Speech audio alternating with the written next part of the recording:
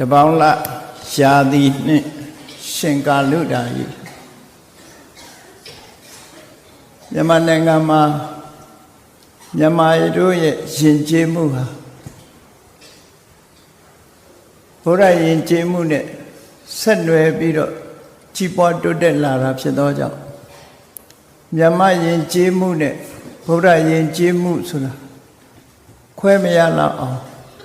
တွဲဖက်ပြီးတော့ဒီကနေ့ထိအောင်ရှင်သန်နေတာဖြစ်တယ်မြန်မာနိုင်ငံမှာလအလိုက်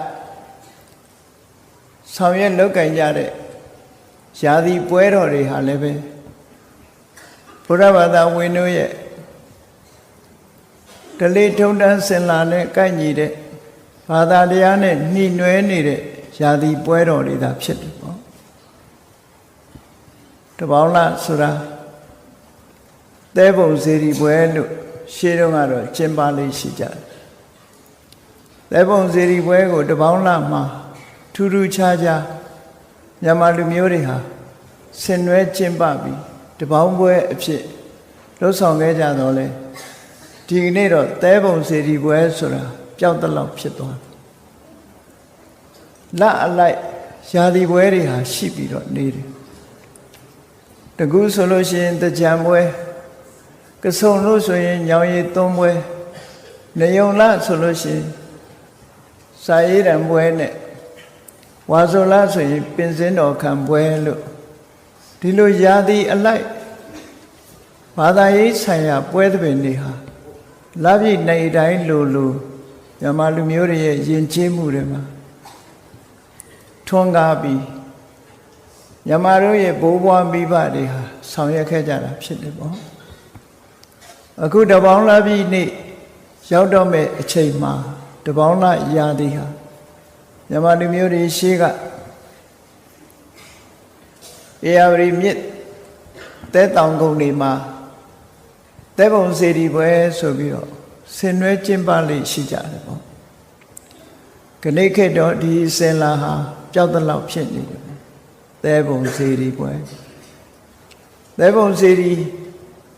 မြစ်ရေကအမြဲတမ်းငြိမ်သက်ပြီးတော့သဲတောင်ပြင်းနေပေါ်ထွန်းနေတဲ့အချိန်မှာ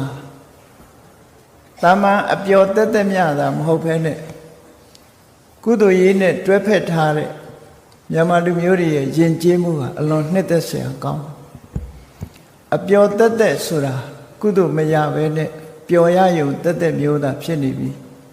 မြန်မာလူမျိုးတွေရဲ့ပွဲသဘင်တွေကတော့အပျော်တက်တက်မြတာမဟုတ်ဘဲနဲ့တစ်ဖက်ကဘာသာရေးနဲ့နှီးနွယ်ပြီးတော့ကုသိုလ်ကောင်းမှုကိုတွဲဖက်ထားတာဖြစ်လို့အလွန်ကိုထူးခြားတယ်လို့ဒီလိုပြောရမှာပဲတခြားနိုင်ငံတွေမှာဘာသာရေးနဲ့ပတ်သက်တဲ့ပွဲတော်ဆိုတာလာစဉ်လာတိုင်းရှိချင်မှရှိမယ်မြန်မာလူမျိုးတွေမှာတော့လာစဉ်လာတိုင်းဘာသာရေးနဲ့ဆက်နွယ်နေတဲ့ပွဲတွေနဲ့12ရာသီလုံးလုံးချင်းချင်းအောင်မြစီကားတိုက်မြိုက်စွာဆင်ရင်ကျင်းပလေးရှိကြတယ်ရှေးဟောင်းအနေနဲ့အောင်းမေ့ပွဲဟာဖြစ်တယ်ပေါ့မြန်မာနိုင်ငံမှာယဉ်ကျေးမှုရှေးဥစွာထွန်းကားတဲ့လူမျိုးလို့သမိုင်းမှတ်တမ်းတွေရဆိုရမယ်ပြူလူမျိုးတွေဆိုတာမြန်မာရဲ့ပြူယဉ်ကျေးမှုတွေကိုကြည့်မယ်ဆိုရင်ဟိုမြစ်အညာမှာရှိတဲ့တကောင်းယဉ်ကျေးမှုရွှေဘိုနားမှာရှိတဲ့ဟန်လင်းယဉ်ကျေးမှုနဲ့အဲ့ဒီကနေစုံဆင်းသွားလိုက်တာတရေခိတရာပြူယဉ်ကျေးမှုဆိုတာလေအဲ့ဒီကနေပြီးတော့ကျောက်ဆယ်နားမှာမက္ခရာမှာလည်းပဲပြူယဉ်ကျေးမှုဆိုတာလေဟိုနားတွေ့ဒီနားတွေ့မြန်မာနိုင်ငံမှာ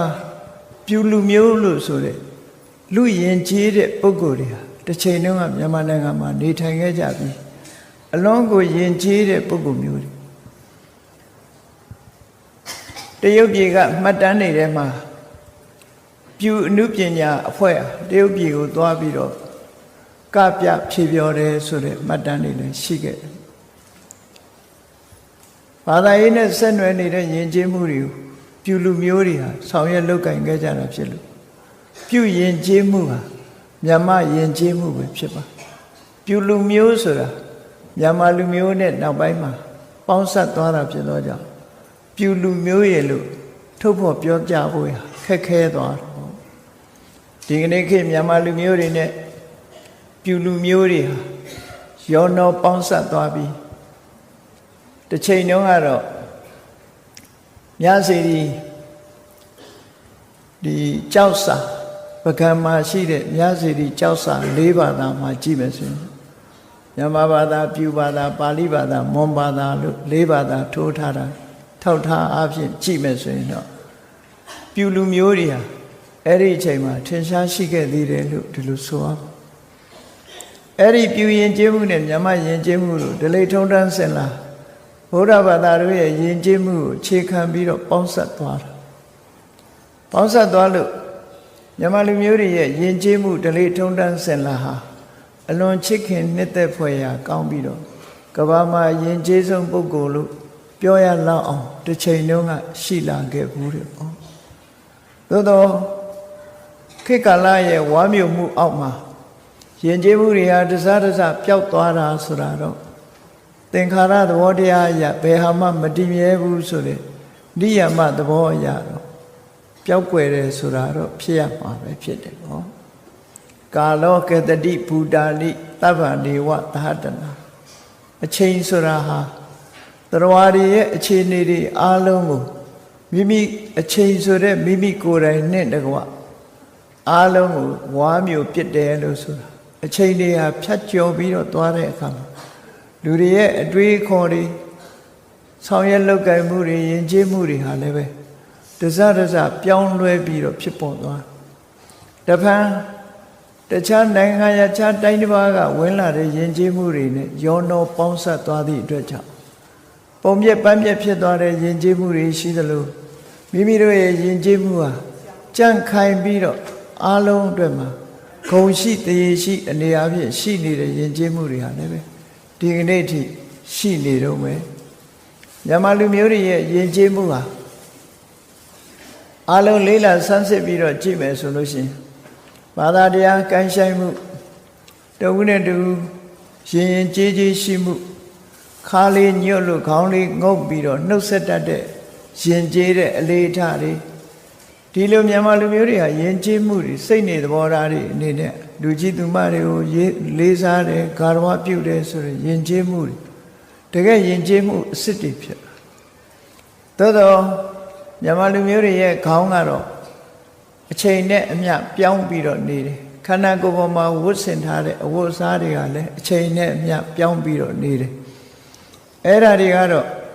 နော်ခေတ်နဲ့လျော်ညီစွာhair style လို့ပြောရမယ်ဆံပင်အနေထားပြောင်းတာအဝတ်အစားတွေပြောင်းတာဒါတွေကတော့သဘာဝတရားကြီးရာပြောင်းလဲတာမို့ယဉ်ကျေးမှုကိုပြတ်တယ်လို့မဆိုနိုင်ဘူးယဉ်ကျေးမှုပြတ်တယ်ဆိုတာတကယ်လူကြီးသူမကိုယိုသေးလေးစားခြင်းကုန်းညွတ်ပြီးတော့နှုတ်ဆက်တတ်ခြင်းကိုယ်ရကြီးတဲ့ပုဂ္ဂိုလ်တွေကိုပေးတဲ့အခါဂါရဝနိဗ္ဗာဒထားပြီးလက်နှစ်ဖက်နဲ့ပေးခြင်းဆိုတာကမ္ဘာမှာကြံတဲ့လူမျိုးတွေကထူးဆန်းတဲ့လူမျိုးအဖြစ်ရှုကြည့်ခြင်းကိုခံရတယ်ပေါ့မြန်မာတို့ရဲ့လေးစားမှုဟာဒီလိုရှိတယ်ဒီနာပတ်ဝန်းကျင်မှာရှိတဲ့တခြားလူမျိုးတွေကကိုယ့်ရဲ့အသက်အရွယ်ကြီးတဲ့ပုဂ္ဂိုလ်ပဲဖြစ်ဖြစ်တစုံတစ်ခုကိုညွန်ပြတဲ့အခါမှာခြေတော်ကြီးနဲ့ထိုးပြီးတော့ညွန်ပြတယ်မြန်မာလူမျိုးတွေကအဲ့ဒါမျိုးဘယ်တော့မှမလုပ်ဘူးလက်နဲ့ညွန်ပြတာဒီပင်လက်ကလေးနှစ်ဖက်နဲ့နော်လက်ကလေးနှစ်ဖက်နဲ့ယူစရာရှိရင်လည်းလက်ကလေးနဲ့နှစ်ဖက်နဲ့ပေးစရာရှိလည်းလက်လေးနှစ်ဖက်နဲ့တလေးတစားလှုပ်တယ်ဆိုရင်အဓိပ္ပာယ်ကိုဖော်ပြအခုနောက်ပိုင်းမှာလက်နှစ်ဖက်ကတစ်ဖက်ကတူသွားပြီးတော့ဓာတ်ဆက်တဲ့ပုံစံမျိုးလေးဖြစ်လာနော်လက်တစ်ဖက်ကကွေးထားပြီးတော့တစ်ဖက်ပဲရှေ့ရောက်တော့တယ်တစ်ဖက်ကနောက်ဆုတ်နေတဖြည်းဖြည်းပြောင်းလဲလာတဲ့သဘောပေါ့နော်ပြောင်းလဲလာကြတယ်သို့တော်လည်းအနှစ်သာရရှိလာတဲ့ယဉ်ကျေးမှုတွေမပြောင်းပြတ်ဖို့ကတော့အမတန်မှအရေးကြီးပါတယ်မြတ်စွာဘုရားရဲ့အဆုံးအမတရားတော်တွေမြန်မာလူမျိုးတွေရဲ့နှလုံးသားထဲမှာရှိနေသမျှကာလပတ်လုံးဒီလိမ္မာယဉ်ကျေးတဲ့မြန်မာယဉ်ကျေးမှုတွေဟာပျောက်ကွယ်သွားမှာမဟုတ်ပါဘူး